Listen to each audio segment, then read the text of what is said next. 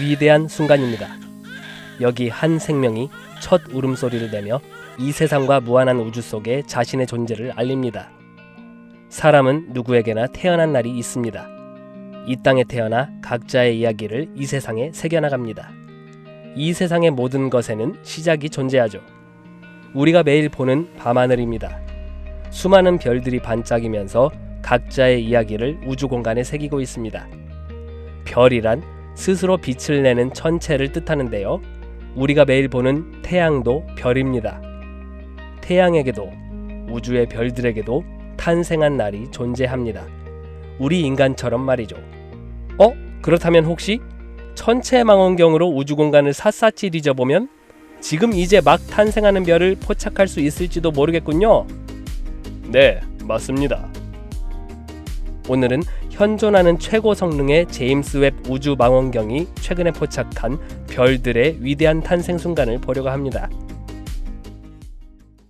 2023년 7월 12일에 공개된 사진입니다. 우주의 시간으로 보면 별의 탄생 과정은 짧은 시간이기 때문에 흔하게 볼 수 없는 귀한 장면입니다. 더군다나 별이 생성되는 시기에는 주변에 분자 구름이라는 것이 빽빽하게 있어서 정작 별의 모습은 잘 보이지 않죠. 하지만 제임스 웹 우주 망원경은 다 볼 수 있습니다.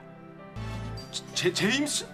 형님, 별이 생성되는 지역 중에 이 지역은 지구에서 가장 가까운 곳입니다.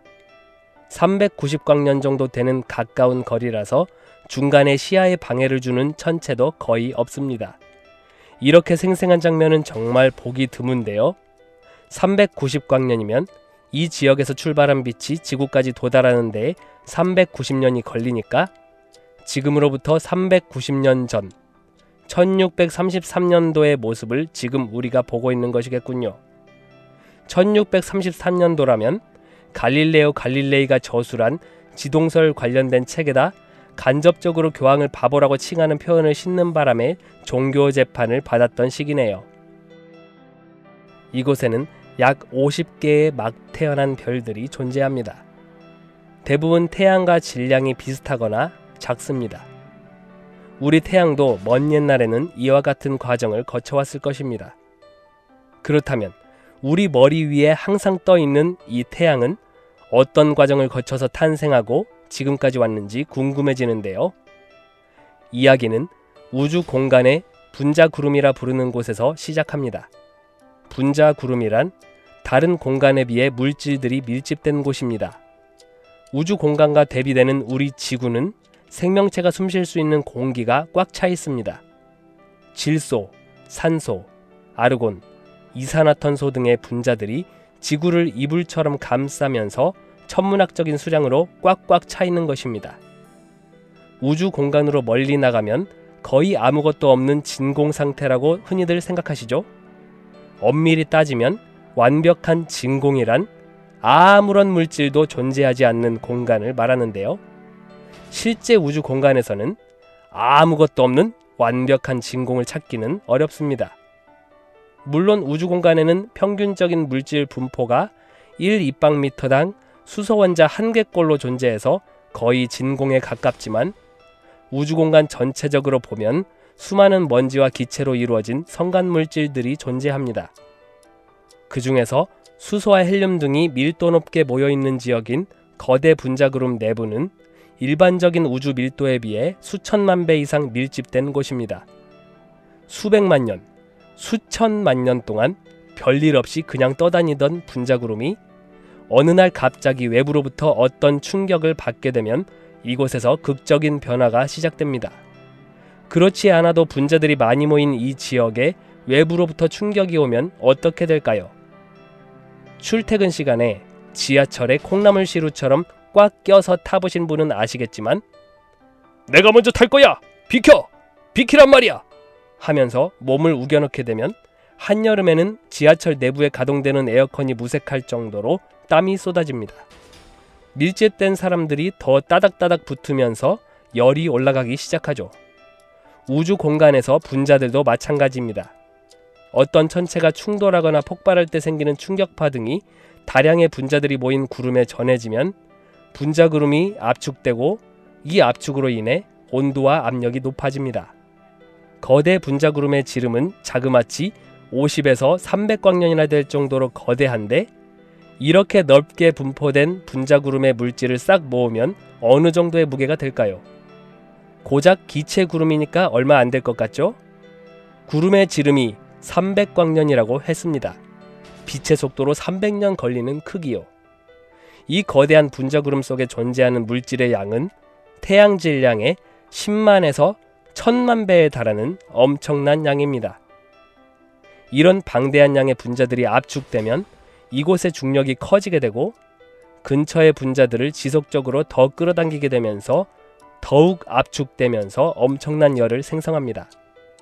이런 과정에서 분자구름은 여러 조각들로 나뉘어집니다. 분자구름들이 점점 압축되어 작아지면서 중력이 점점 강해져서 중력이 가장 강한 부분을 중심으로 회전하는 강착 원반을 이루게 됩니다.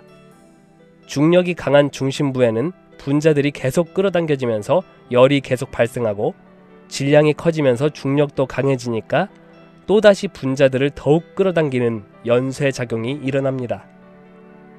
이렇게 밀도가 높은 부분에서 원시별이 탄생하는 것입니다.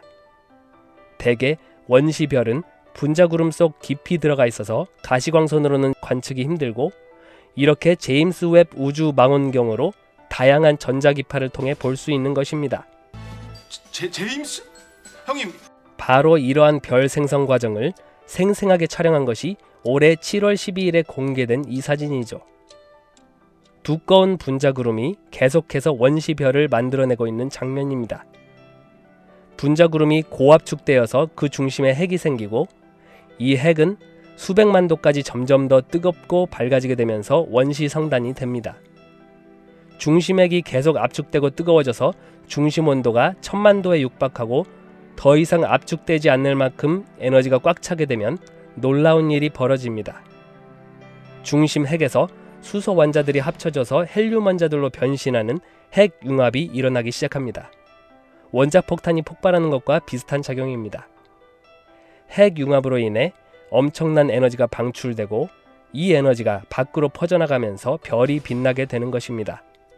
여기 촬영본 화면에서 반짝반짝 하는 것들이 바로 핵융합이 일어나기 시작해서 별이 된 것들입니다. 이렇게 핵융합을 하는 단계에 이르러서야 비로소 별이라는 자격을 갖추게 됩니다. 이렇게 완전히 별이라는 라이센스를 획득한 단계를 주계열성이라고 합니다. 우리 태양이 바로 이 주계열성 단계에 있는 것입니다. 별의 일생 중에 주계열성으로 머무는 기간이 가장 깁니다. 수십억 년 후에 별의 중심핵에서 수소를 다 소모하게 되면 거대한 적색거성으로 부풀어 오르고, 나중에 헬륨까지 다 소모하게 되면 오히려 콱 쪼그라들어서 백색 외성이 됩니다. 그 후에 백색 외성은 더 이상 핵융합이 일어나지 않고 천천히 식어서 흑암으로 사라져갑니다. 별의 일생을 생각해보면 사람의 인생과 참 비슷한 것 같습니다. 사람의 인생처럼 별도 태어나고 죽는 과정이 있다는 것이요. 별이 처음에는 아무것도 아닌 분자구름에서 시작하는 것을 보면 어머니 뱃속에서 작은 씨앗으로 시작해서 아기로 태어나는 과정을 연상케 합니다. 이후 별은 원시성단이라는 아직 덜 성숙한 단계를 거치는데, 인간의 어린 시절처럼 점차 성장하면서 자신만의 개성을 형성하게 되죠. 그 다음에 별은 주계열성이라는 청년기가 시작됩니다. 가장 밝게 빛나는 시기입니다. 인간이 성숙한 성인이 되어 자신의 역량을 최대한 발휘하고 빛을 내는 시기입니다. 그러다가 별이 늙게 되면서 적색 거성이라는 노년기로 들어갑니다. 이때 별은 빛이 약해집니다. 인간이 노년기에 접어들어 체력이 약해지지만 여전히 빛을 내고 경험과 지혜를 세상에 뿌리는 시기입니다. 마지막으로 별이 죽는 과정은 인간이 이 세상을 떠나는 것과 비슷합니다. 대부분 별의 마지막은 백색 외성이 되어 흰머리 지긋한 노인처럼 변합니다. 우리의 삶은 별의 일생과 닮았습니다. 우리 모두는 삶을 통해 빛을 내고 그 빛을 통해 세상을 더 아름답게 만들 수 있습니다. 나의 삶이 별처럼 빛나고 그 빛이 영원히 남을 수 있도록 항상 노력해야겠습니다. 태양계의 중심에 존재하는 별, 태양계의 모든 에너지의 근원이라고 볼 수 있는 거대한 에너지 곡간입니다. 태양은 스스로 빛을 내는 천체인데요. 이렇게 스스로 빛을 발산하는 천체를 항성 또는 별이라고 부릅니다. 밤하늘을 보면 반짝이는 수많은 천체들이 보이는데 이 천체들은 대부분 태양 같은 항성들입니다. 우주 공간에는 태양 같은 별들이 셀 수 없이 많은 것입니다. 우주 공간에 무수히 많은 별들 중에 우리 지구에서 가장 가까운 별, 태양. 우리가 매일 아침 눈을 뜬 순간부터 보게 되죠. 일상을 살아가다 보면 태양이라는 존재에 대해 특별히 의식하지 않고 잊고 살게 되는데요. 우리 곁에 있는 태양은 알면 알수록 아주 독특하고 이상한 천체입니다. 이 태양이 실제로 어떤 모습을 가지고 있는지 재미있게 알아보겠습니다. 태양의 지름은 약 139만 2,000km로 지구 지름의 109배 정도 됩니다. 부피는 지구의 144만 배나 됩니다. 태양의 질량은 지구 질량의 약 33만 배나 됩니다. 태양계 모든 천체들의 질량을 다 합쳐도 전체 태양계 질량의 99.866%를 태양이 차지합니다. 태양을 제외한 다른 모든 천체들의 질량은 겨우 0.134%에 불과하죠. 우주에 존재하는 다른 항성들과 비교해봐도 태양의 질량은 아주 무거운 편입니다. 태양은 우주 항성들의 평균적인 질량보다 약 6.5배나 더 무겁습니다. 우주에 있는 항성들의 70%는 크기가 작고 밝기도 너무 어두워서 육안으로 관측이 불가능한 적색 외성들이기 때문입니다. 태양에서 17광년 이내에 가까운 별들 50개 중에서도 태양은 질량이 네 번째로 무겁습니다. 태양 질량의 98% 이상은 수소와 헬륨으로 이루어져 있고 전체 질량의 2% 미만은 산소, 탄소, 네온, 철 같은 무거운 원소들로 이루어져 있습니다. 태양은 딱딱한 고체로 된 천체가 아니라 플라스마가 밀집된 형태입니다. 그러다 보니 태양의 자전 주기는 극지방보다 적도에서 더 빠릅니다. 적도에서 자전 주기는 25.6일, 극지방에서는 33.5일입니다. 태양은 끊임없이 불꽃이 타오르고 있습니다. 이 뜨거운 불꽃은 수소 핵 융합으로 일어나는데요. 원자폭탄이 폭발하는 것과 비슷한 원리입니다. 다행히 우리 지구는 태양으로부터 약 1억 5천만 킬로미터 떨어져 있어서 폭발에 휩싸일 염려는 없죠. 따뜻함만 느낄 수 있을 뿐입니다. 지구에서 육안으로 관측 가능한 천체들 중에 태양은 독보적으로 밝게 보입니다. 똑바로 쳐다볼 수 없을 정도입니다. 육안으로 태양 다음으로 밝게 보이는 것은 보름달인데 태양은 보름달보다 무려 45만 배나 밝게 보입니다. 태양에서 59억 킬로미터나 떨어진 명왕성에 가서 태양빛을 봐도 지구에서 본 보름달보다 250배나 밝게 보입니다. 그래서 맨눈으로 태양을 오래 보는 것은 위험한데 필터 없이 망원경이나 돋보기 등으로 태양을 직접 보는 것은 안구를 불태우는 행위나 다름없습니다. 태양은 절대적으로도 밝지만 상대적으로 다른 별들과 비교했을 때도 밝은 편에 속합니다.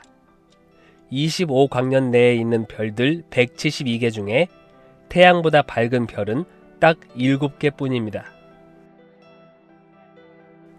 지금 우리가 보는 태양은 8분 19초 전의 모습입니다. 태양빛이 출발해서 지구까지 도달하는데 8분 19초가 걸리기 때문입니다. 그럴 일은 없지만 만약 태양이 한순간에 사라져버린다면 지구에서는 8분 19초가 지나서야 태양이 사라지는 걸 확인할 수 있을 것입니다.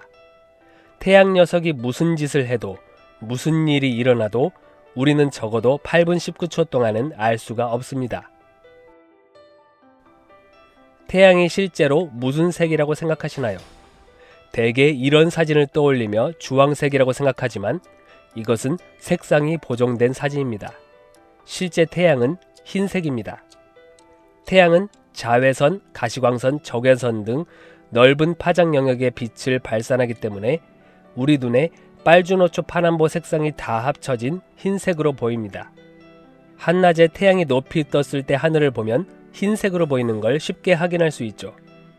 일출이나 일몰 때 태양이 낮게 뜨는 시간에는 주황색으로 보이는데, 이것은 태양이 낮게 뜰수록 햇빛이 대기권을 통과하는 경로가 길어서 파장이 짧은 푸른색 빛은 중간에 없어지고 붉은색 빛만 남아 우리 눈에 도달하기 때문입니다.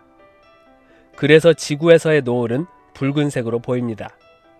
이웃 행성인 화성에서는 노을이 푸른색으로 보이는데, 그 이유는 화성의 대기가 희박하고 조성이 다르기 때문입니다. 우리 지구를 비롯한 태양계 행성들은 태양을 중심으로 공전하고 있죠. 그럼 태양은 우주 공간에 정지한 채로 가만히 있을까요? 태양 또한 우리 은하의 중심부를 기준으로 공전하고 있습니다.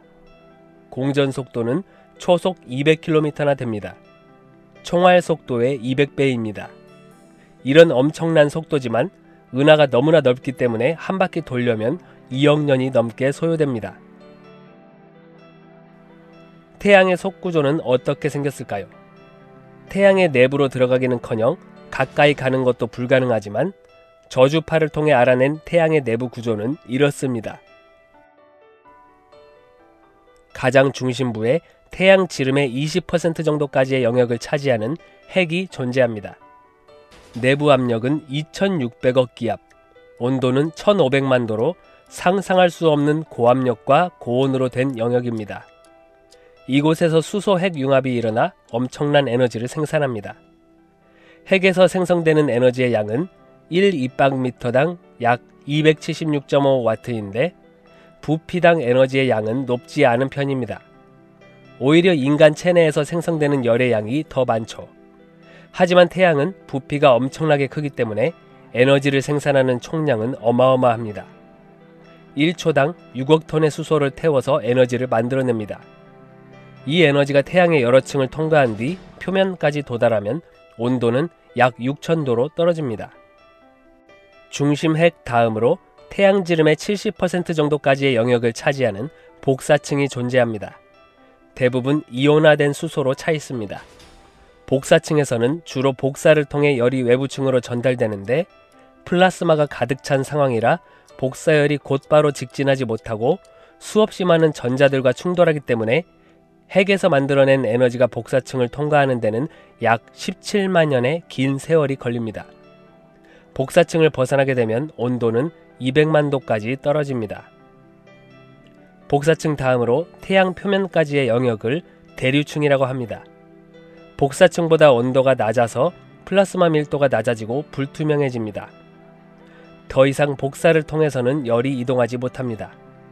그 결과 뜨거운 물질이 태양 표면까지 상승류를 통해서 올라가는 열적 대류가 발생합니다. 이렇게 대류를 통해 열이 전달됩니다. 표면까지 상승한 물질이 표면에서 6000도까지 온도가 식으면 다시 대류층 바닥으로 가라앉고 다시 열을 공급받아 200만 도까지 올라가는 연쇄적용이 일어납니다. 태양 표면을 촬영한 사진에서 수많은 쌀알무늬들이 보이는 것은 이러한 대류층의 활동을 보는 것입니다.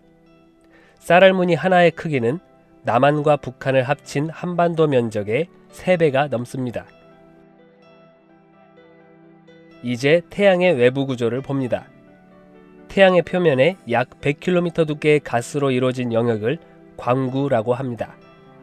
광구의 상층부로 갈수록 온도가 낮아집니다. 다음으로 광구보다 높은 영역을 통틀어 태양 대기라고 합니다. 태양의 대기는 망원경으로 관측 가능합니다. 태양 대기는 극저온층, 채층, 천위 영역, 코로나, 태양권의 5부분으로 구분할 수 있습니다. 먼저 극저온층이란 이름이 뜻하는 것처럼 태양에서 가장 차가운 층을 말합니다. 광구 바로 위에 위치한 지점으로 온도는 약 4400도 정도 됩니다. 다음으로 채층이라는 대기층이 존재하는데 극저온층 위로 고도 2000km까지입니다. 지구에서 볼 때 달이 태양을 일시적으로 가리는 개기일식 현상이 있을 때 붉은색으로 빛나는 채층을 관측할 수 있습니다. 평상시에는 광구가 너무 밝아서 채층은 보이지 않습니다. 채층의 온도는 고도가 높아질수록 점점 뜨거워져서 최상단에서는 2만 도까지 치솟습니다. 채층 위로는 200km 두께의 천위 영역이 있습니다. 천이 영역의 최하단의 온도는 2만 도 정도 되는데 최상단으로 올라가면 100만 도로 급격히 치솟습니다. 천이 영역 위로 태양의 가장 바깥쪽 희박한 대기층은 코로나라고 합니다. 태양 자체보다 코로나 대기층이 부피는 훨씬 큽니다. 개기일식 현상 때 코로나를 관측할 수 있습니다. 온도는 약 100만 도나 되어서 강력한 X선을 방출합니다. 코로나는 우주 공간으로 태양풍을 방출하고 이 태양풍은 태양계 전체로 뻗어나가 명왕성의 궤도까지 넘어가는 막강한 존재입니다. 태양풍이 뻗어나갈 수 있는 최종 경계 지역인 태양권 계면까지를 태양권이라고 합니다. 태양풍은 태양권 계면에서 성간매질과 충돌해서 결국 그 영향력을 멈추고 충격파를 형성합니다. 우리에게 무한한 에너지를 공급해주는 태양은 그저 거대한 별일 뿐만 아니라 우리의 삶과 생존과 행복의 필수적인 존재입니다. 태양이 우리에게 주는 선물을 생각해 볼까요? 태양은 우리 세상을 밝게 만들고 우리가 보고 느끼는 모든 것의 기초입니다. 빛이 있기에 우리는 우리의 세상을 이해합니다. 태양은 우리에게 매일 아침을 선사함으로써 우리는 새로운 시작을 경험하고 매일 기회를 얻습니다. 태양은 모든 생명이 존재할 수 있게 합니다. 더 나아가 태양은 우리의 정신에도 영향을 미칩니다. 태양의 따뜻함은 우리의 기분을 좋게 하고 희망을 불어넣습니다. 태양빛을 쬐며 행복감을 느끼거나 아름다운 일출을 보며 희망을 얻는 것은 인간의 본능이죠. 마지막으로 태양은 우리에게 시간의 개념을 선사합니다. 일출과 일몰은 낮과 밤, 그리고 계절의 순환을 만들어냅니다. 이를 통해 우리는 시간을 이해하고 생활 패턴을 정하고 기억을 하고 희망을 품고 계획을 세울 수 있습니다. 태양은 축복입니다.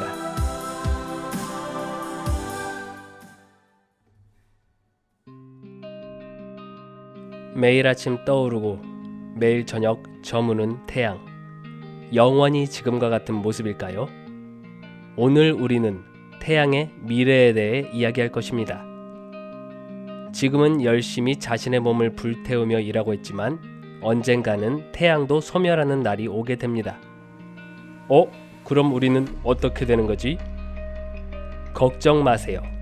수십억 년 후의 문제니까 우리가 태양의 소멸을 볼 일은 없습니다. 현재 태양은 약 45억 년 동안 주계열성이라는 활동적인 단계에 있고 수소 핵 융합을 통해 막대한 에너지를 생산하는 전성기를 누리고 있습니다. 수소를 헬륨으로 전환시키면서 엄청난 에너지를 방출하고 있죠. 이 태양의 미래는 어떤 모습일까요? 태양의 미래로 가보겠습니다. 50억 년 후 태양의 모습은 이런 슈퍼 뚱땡이가 됩니다. 어쩌다 이런 모습이 되는 걸까요? 현재 태양은 수소를 연료로 사용해서 헬륨을 만들어내면서 엄청난 에너지를 방출하고 있는데요. 수십억 년 동안 태양 중심 핵에 수소를 다 태워서 고갈되면 중심 핵에서 팽창 에너지가 약해져서 중심의 엄청난 중력을 이기지 못하고 중심 핵이 급격히 수축하게 됩니다. 고밀도로 수축하게 되면 압력이 급격히 상승해서 중심핵 전체의 온도가 증가하고 중심핵 바깥층에서도 수소핵 융합이 시작됩니다. 엄청난 팽창 에너지가 중심핵 바깥층 넓은 영역에서 폭발하면서 태양을 크게 팽창시키게 됩니다. 이때 태양의 표면 온도는 낮아져 붉은색을 띠게 되고 적색 거성이라는 상태에 이릅니다. 표면적이 지나치게 커져서 물질이 계속 손실되기 때문에 태양 표면은 매끈한 구 형태가 아닌 부글부글 끓는 듯한 모습을 하게 됩니다. 태양이 적색 거성이 되면 지금보다 지름이 150배나 커져서 금성의 궤도까지 잡아먹어버리고 우리 지구는 모든 바다와 대기까지 전부 다 증발하고 용암이 끓는 불지옥이 될 것입니다. 이후로도 중심핵은 계속해서 수축하게 되고 중심 온도가 1억 도에 도달하면서 이제는 헬륨이 연소될 수 있는 온도에 도달하게 됩니다. 헬륨 핵융합이 일어나 탄소와 산소가 만들어지면서 에너지를 바깥으로 계속 방출합니다. 태양의 바깥층 물질들은 떨어져 나가면서 마치 행성처럼 생긴 동그란 구름을 형성하는데 이것을 행성상 성운이라고 합니다. 결국에는 바깥층 물질들을 항성풍으로 다 날려버리고 탄소와 산소로 구성된 중심액이 노출되어 외부로 드러나게 되면서 하얗게 빛나는 작은 별이 됩니다. 이것을 백색 외성이라고 합니다. 이렇게 컸던 태양이 백색 외성이 되면 이렇게 작아져 버립니다. 백색 외성은 별이 수명을 다한 후에 남은 잔해라고 볼 수 있죠. 이제는 활발한 핵융합 반응을 일으킬 수 없기 때문에 중력에 대항하는 팽창 에너지가 없어서 백색 외성은 계속 압축되기만 하여 밀도가 원래 태양 밀도의 100만 배에 달하게 됩니다. 질량은 원래 태양의 절반으로 감소하는데 크기는 지구 크기만큼 사정없이 줄어듭니다. 지금까지 발견된 가장 무거운 백색 외성은 태양보다 무거운데 달과 비슷한 지름을 가지고 있을 정도로 초고밀도의 별입니다. 우주 공간의 백색 외성은 흔한 편이라 전체 항성 가운데 6% 정도는 백색 외성입니다. 백색 외성은 시간이 가면서 점점 식게 되고 다 식으면 어두운 흑색 외성이 될 것이라고 예상하고 있습니다.